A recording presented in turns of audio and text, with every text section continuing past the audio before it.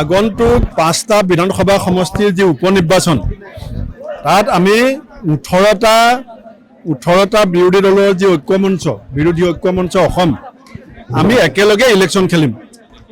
5টা সমষ্টিৰ ভিতৰত বঙাইগাঁৱত আমাৰ ৰাইজৰ দলৰ সভাপতি অখিল গগৈ ডাঙৰীয়াও প্ৰাৰ্থিত্ব দিয়াৰ এটা ইচ্ছা প্ৰকাশ কৰিছে আৰু বিহালী সমষ্টিত CPIML দলে প্ৰাৰ্থিত্ব দিয়াৰ কথা কৈছে।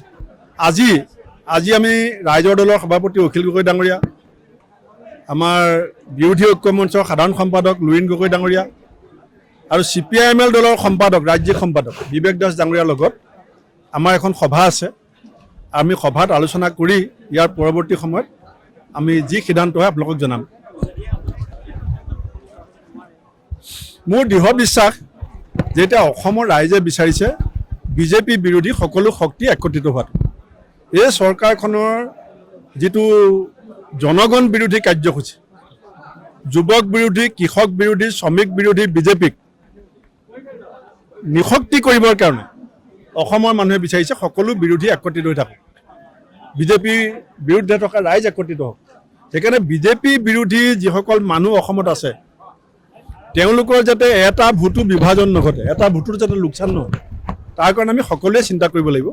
আৰু মোৰ বিশ্বাস যে আমি সকলোৱে সেইটো মিলা মিছাৰে 5টা সমষ্টিত ইলেকশ্যন খেলিব পাৰিম।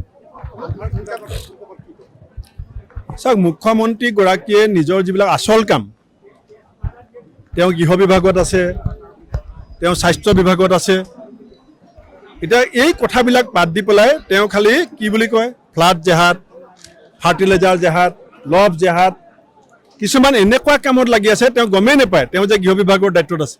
আজি এইখন অসমত যদি আলফাই 25 জেগাত বোমা পাতিব পাৰে, তাৰমানে ইচ্ছা কৰিলে 25 জেগাত ফুটাবও পাৰিব। যদি 25 জেগাত আলফাই এতিয়া শুভবুদ্ধি হৈছে, মই ভাল পাইছোঁ যে পাতিছে আৰু কৈ দিছে, ফুটাবলৈ দিয়া নাই। যদি ফুটিবলৈ হয় অসমৰ পৰিস্থিতি কি হ'ব?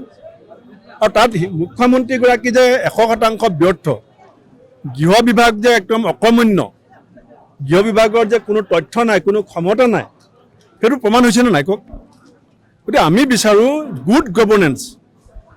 বিজেপিয়ে অসমৰ ৰাইজক যিকেইদিন ক্ষমতা আছে, বেছিদিনটো নাই আৰু 15-20 মাহ সময় আছে বিজেপি হাতত, সেইকেইদিন তেওঁলোকে কমচে কম অসমৰ ৰাইজৰ স্বাৰ্থত কাম কৰিবৰ কাৰণে চেষ্টা কৰক। আজি মই অত্যন্ত আশাবাদী। বিজেপিৰ এগৰাকী পুৰণা নেতা যোনে ইয়াত MLA খেলিছিলে বিজেপিৰ টিকেটত, যিসকলে বিজেপিৰ পদুম ফুলৰ শিপা ৰোপণ কৰিছিলে, আজি তেওঁলোক আমাৰ দললৈ ঘূৰি আহিছে। আমাৰ কলিতা ডাঙৰীয়া, আমাৰ ব্লক কংগ্ৰেছ, তেওঁলোকে যিটো উদ্যোগ লৈছে সেই উদ্যোগটো মই ধন্যবাদ দিছোঁ। আৰু মোৰ আশা যে পঞ্চায়ত নিৰ্বাচনত লোকসভা নিৰ্বাচনতকৈ যথেষ্ট আমি ভাল ফলাফল দেখাম।